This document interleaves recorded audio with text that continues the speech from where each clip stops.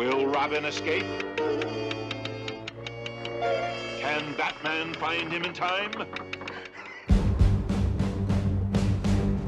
Alright, so we're back. And we're talking about what? We're talking about Fast X, which is unexpected. I really, I had no intention to talk about this movie at all. Surprisingly so, I've checked out of those like 3 or 4 or 5 movies ago. Actually, Fast 5 was the last time I went to theaters to check out one of those movies. But anyway, I'm talking about Fast X today because there's some really interesting stuff in there. I had a lot of fun watching this movie. It's flawed, it's in some ways terrible, yet entertaining for a 2 hour and 20 minutes movie, which is, way too long. Like, a lot of things in the movie should have been cut down. But yeah, just want to talk about some things I liked in it, which is the most interesting aspect of this movie is probably the fact that it kind of feels like a Saturday morning cartoon, but done right, because the previous 2 movies were really cartoonish and over the top, but they went into terrible territories, which is, going to space instead of keeping the movie grounded, which Fast X in some ways, while being extremely like over the top and borrowing from like video games elements, they actually kind of felt a little bit more grounded compared to the other one. So all right, let's just go back to the fact that this is like absolutely a Saturday morning cartoon, an extended Saturday morning cartoon. And specifically, I grew up with the 60s Batman TV series. Tune in tomorrow. Same bat time, same bat channel. And I was seeing a lot of that into Fast X in a way. First of all, the movie ends with a giant cliffhanger that really reminds me of a lot of Batman episodes in the 60s, which were a lot of, there was a lot of exposition, and you would see that like clearly old, with narrator. Will he survive? Is he gonna live through that?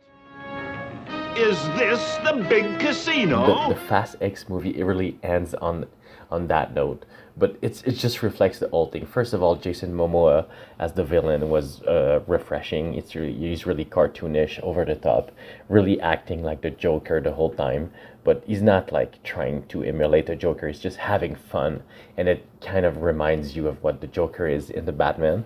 So that's one thing. Also, there's this moment in the movie where John Cena kind of go like in a Batcave with Toretto's son, and there's this car hidden under the drapes, and they come out of the Batcave, and this also reminded me of the 1960s TV show. And let's just be honest, at this point we're at the 10th movie in the franchise. They should have died like a long time ago, but they've all become like superhero at this point. So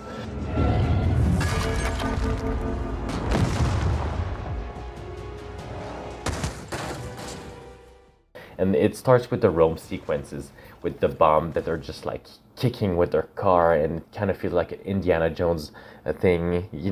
They're having fun, and I know they tried that in the previous 2 movies, but to me it worked a lot more in that one. And also, just going back on the a video game aspect, once again, there's a cool moment in the movie where the kid is they're playing Hot Wheels, the video game, and it kind of reflects back to the ending itself, where Toretto is literally going back downhill, and kind of feels like a Hot Wheels track that you would make. They're just, I don't know, it's just refreshing in some ways, while also, and I know a lot of people are done with those movies. I actually was, but I had some fun with it. But at the end of the day, I love the cliffhanger, and I'm gonna be there next year. Well, not in theaters, probably not, but I'm gonna watch the next one, because what's next on Fast X Part 2? Same bat time, same bat channel. Batman and Robin, stay away. For your own sakes, stay away.